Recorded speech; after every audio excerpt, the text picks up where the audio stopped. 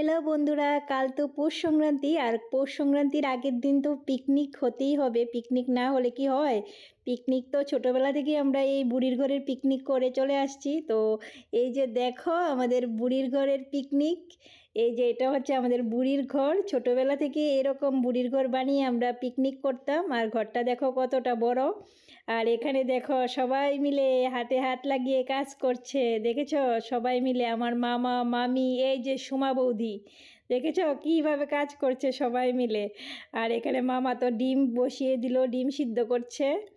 আর ভাই তো কি বলবো, মেলাঘর থেকে চলে এসেছে এই পিকনিকের জন্য। এই দেখো এসেই ভাই একদম কাজে লেগে পড়েছে, রসুন চুলছে। এই যে দেখো ভাই কি বলছে, কি এই দেখো কি বলছে, রসুন চুলছে রসুন।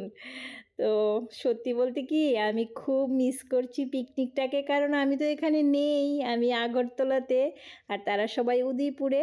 আর ঠিক আছে, তো এবার আজকে আমরা খাওয়ার মেনুটা একটু আমরা খাওয়া মেনু প্রথম হবে ডাল, হ্যাঁ তারপরে বেগুন ভাজি, হ্যাঁ তারপরে হবে মাংস, হ্যাঁ তারপরে স্যালাড, তারপরে পাপড়, হ্যাঁ তারপরে মাংস হবে হ্যাঁ ফ্রাইড রাইস তো আছে। Fried rice, fried rice. Fried rice আছে। টিফিন আমরা টিফিনে কি আছে? আমরা টিফিনে হবে এখানে পুরি সবজি আমরা এনেছি, তো এখানে আছে পুরি সবজি আমরা রেখে দিয়েছি।